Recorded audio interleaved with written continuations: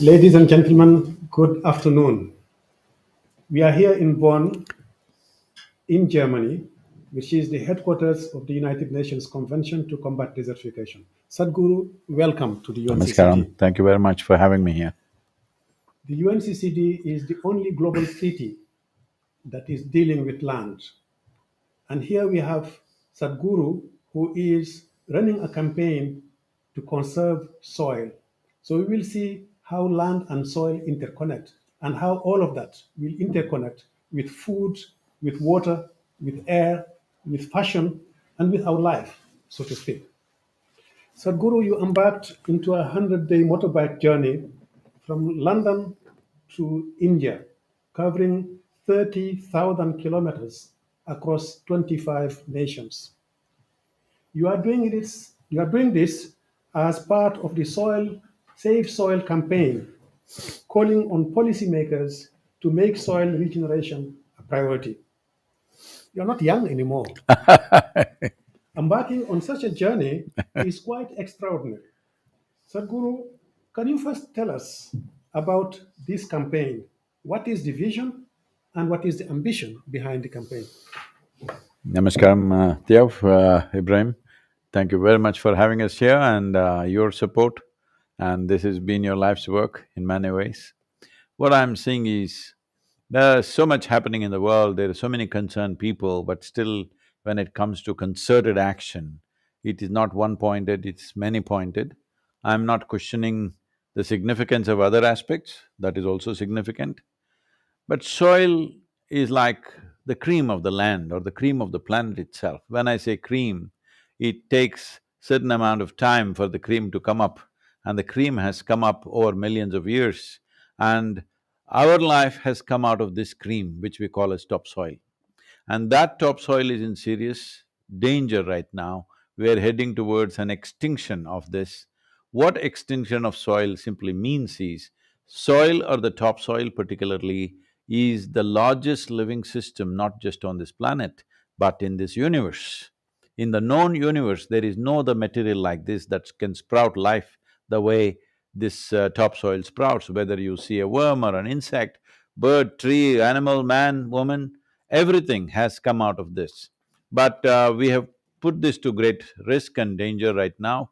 Yes, there are other concerns of rainforests, oceans and everything, but I think if we just stay out of it, they will be fine. They will all come back by themselves. But agricultural land is very connected with us, is entwined with our lifestyles and our living and our survival. This is a piece of land or this is a piece of geography that we call as agricultural lands in the world, where human hand is tending to it on a daily basis. If we can't turn this around, and that is in the worst possible condition, and if we can't turn this around, this shows we don't have enough commitment. So this is not a question of some great technology needed, this is not a question of enormous resources needed, this is just a question of direction and commitment. So I thought we should bring focus to this because as I spoke to various ministries, agriculture ministries across the world, what I discovered was most nations are still treating soil as an inert substance that you can manage by adding or discounting some chemical in it. Soil is the largest living system, and first thing is this must come into human consciousness that we are dealing with life, we are not dealing with a material. Soil is not a resource, soil is the source of our life. If we do not rejuvenate that, if we do not enhance the power and the quality of that soil, the power and quality of our own lives will go down, the life of every other organism will go down. Why this urgency? Uh, you already accused me that I am not young enough for this. Yes, I am not. I shouldn't be doing this at this stage in my life. But I've been talking about this for nearly 30 years. And people have a way of listening to it, appreciating it and sleeping on it. So I thought I need to do something shocking to wake them up a little bit. And at least now they're concerned about my life. So in that, they will also be concerned about the soil. Why I'm doing this is, see, people in any given nation, nowhere in any given country have they ever spoken.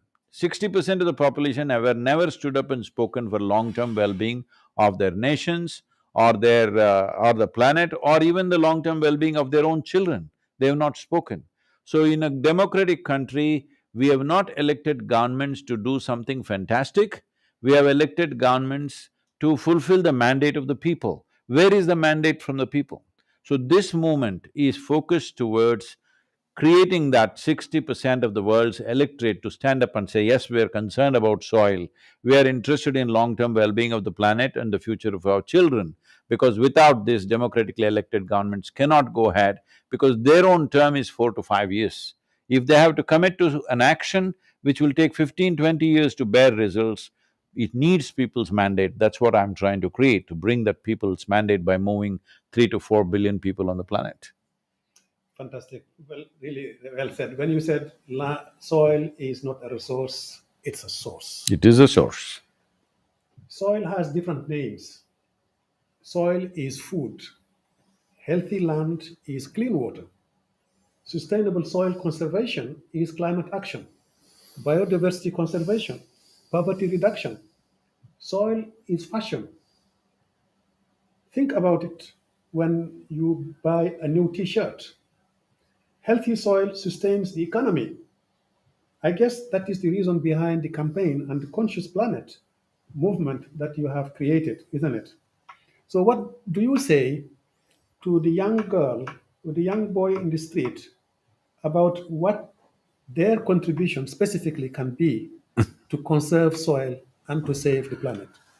See, Ibrahim, you're heading this agency, the UNCCD, which is combating desertification. I'm not here to tell you the horrific facts about soil to you. You are the man. So, you can tell So, it to the people in the no, street. I'll say it in a different way. Because I am not a scientist, let me say it in my way. This happened in 2060. A few scientists got an appointment with God. They went there and they told him, hey, old man, you done pretty well with creation. But today, everything that you can do, we can also do, it's time you retire. God said, oh, is that so? What is it that you can do? So they dug up little soil, made a vague image of a human child and did certain things to it, and it came alive. The child became alive. God said, oh, that's very impressive, but first get your own soil. So it doesn't matter what, it doesn't matter what in your life you're using right now, what you see as living things around you, everything, from a tree to a plant to a worm to an insect, human beings, animals, your clothes, your food, the table, the furniture in which you're sitting, just everything in your life is from the soil. And there is no such material in the entire universe. This is not something that can be substituted. The only way is to keep the soil rich if you want the life rich. So, doesn't matter who you are, what you're doing, you must understand you're constantly dealing with soil. The very body that you carry is soil. Will you get this now? Or will you get this when we are buried? This is the only question. If we get it now, we can turn this around, we can make a huge difference. If we get it then, we still make good manure, but it's late. So, are you saying that the young boy and the young lady in the street can do something about safe soil? Yes, they can do something. See, our school children in Tamil Nadu, when I spoke to our children, they said they are going to get 10 million children in India to write to the Prime Minister. So right now we have not reached 10 million, but few hundred thousands have happened. I'm sure Prime Minister's office will be inundated with children's messages. But once this happens in every country, no leader will be able to ignore it when he knows people are concerned about it. The most important thing is people have not spoken till now. So, without getting them angry, it's very important, everybody says, let's go, let's get the thing, the evil people who did this. I want everybody to understand, this did not happen because of any evil design. This has happened in pursuit of human happiness and well-being. So that means every one of us are partners in this destruction, and every one of us should become part of the solution. This is not an agitation, this is not a protest, this is not an activism against any particular industry or lobby. I think all of us need to get together to turn this around because this is a problem of that size. If we want a solution, every one of us should be a part of it. Fantastic. Sadhguru, you are expected to attend the 15th session of the Conference of the Parties to the UN Convention to Combat Desertification. This conference will be held in Abidjan, Cote d'Ivoire, in West Africa from 9 to 20th of May. World leaders, ministers, civil society organizations, experts, the world will rally to Abidjan by thousands to discuss the issue, the very important issue of land and soil. And we very much we are looking forward to your participation to this conference. I believe Abidjan is one of the cities that you'll be visiting as during that 100 day. What do you expect from a conference of the parties like this one in Abidjan, and what do you hope to accomplish there? One thing I would request yourself and UNCCD as a whole to in some way get the focus more on topsoil. The other concerns are there, I'm not saying you should give it up. But in terms of simple policy, we must bring the concern to this. This is what I would like to appeal to these 197 nations, including the European Union, which is an important part of setting an example. The important thing is this, that there must be an incentive for a farmer to raise the organic content. Right now, there are various products which are considered organic. What are the other products? They are definitely not inorganic, we know that. So, if we change the label itself, that it is a certain percentage of organic content, for example, right now, Northern Europe has 1.48%. If Northern Europe offers this incentive to the farmer, if you raise it to 3% organic content, it's very easy to test the organic content of the soil, it can be done on the field, you don't need a lab to do that. So if that is done, this product, by converting the land into 3% organic, or 3% is not the best thing. 3% is starvation diet for the microbial life. But at least let that much happen because at least they stay alive. Below that, they are dying and desertification is happening means microbial life is being starved to death. That's what it means. So at least keep them alive, and as it raises, you label the product according to its organic content. In the meanwhile, the businesses and industry can jump in and see that the farmer gets the carbon credit. It's very important we enhance the remunerative aspect of farming, otherwise nobody will be farming in another 25, 30 years' time. We have seen in India, out of 63% of the population which is in farming, not even 2% want their children to go into farming. This is a disastrous future we are looking at. Because this magic of turning mud into food is not a simple thing. It's a very complex thing, but the knowledge is intrinsic, so people are not valuing it. Most educated people cannot grow a crop, they cannot do it. It is not in their capability to do that.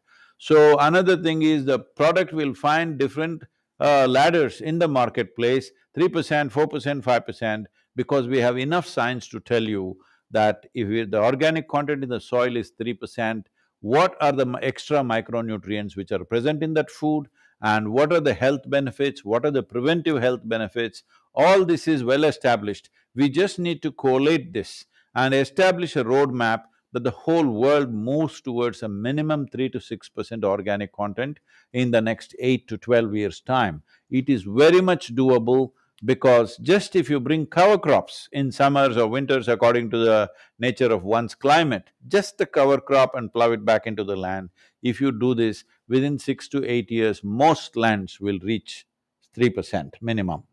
So, it is not doable, nor does it take enormous amount of money. It is only a question of single-pointed direction and commitment. What we have seen in India is to put cover crops, if government has to give subsidy for the seeds to be thrown into the soil, out of which you're not taking any crop, it is just being used as humus. If you have to do that, it just costs 450 rupees per acre, which is just 5 euros or less than 5 euros per acre. Every nation can do this. It does not need heavy budgets. If you want to do it within 2 to 3 years' time, it'll cost little more money. But if you want to do it in 6 to 8 years' time, every nation can do it. This is not happening only because of lack of singular direction and commitment. That's what I would like to bring to the COP15 in Ivory Coast, that these 197 nations, if they look at it this way, that a singular focus towards topsoil and a commitment towards that, this doesn't take money, this doesn't take any great technology, every nation, poor or rich, can do it, and it should be done. If you are interested in the future of this world and the future generations, UNFAO goes about to say the food that we are eating right now belongs to the unborn child.